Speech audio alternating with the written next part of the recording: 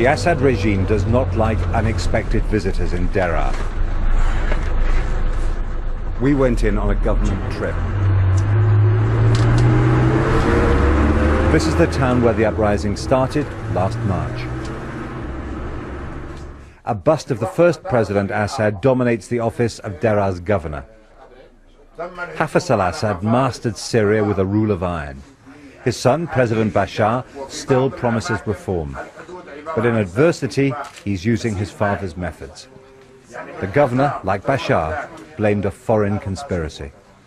If you had the consent of the people here to govern, why would it be necessary to have all these checkpoints, sandbags, guns, soldiers?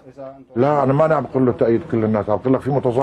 not saying they're all our supporters, he said. There are protesters and there are armed people.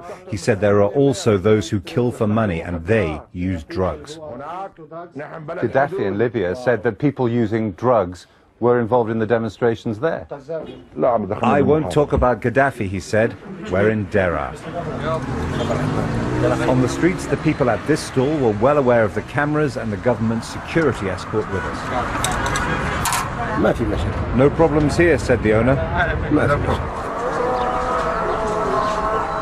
Syria is in its worst crisis since independence in 1946.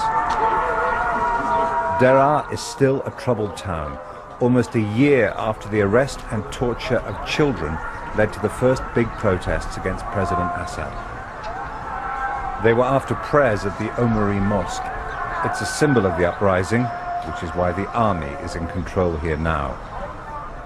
A group of men called to us when they saw us and said, "Come up here, come and talk to us." But then I think they also saw that we were with a group of secret policemen. They've disappeared.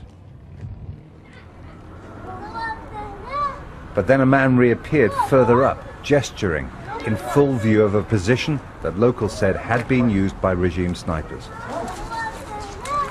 Our escort stayed back, so they gained confidence. The army, the secret police, they're killing us. This is a street full of martyrs. Come see for yourself. He's saying that there are security men, there are army all over the place. The Assad gangs are killing people, he said. They'll break into our houses and arrest us after you've gone. They said 18 had been killed in their street in 10 months of the uprising. That's a portrait of her 13-year-old brother, who they said had been shot by the security forces. Here and across the country, neither side has been beaten, and for now, neither can win. Unless there's a political deal, Syria will continue its slide into civil war.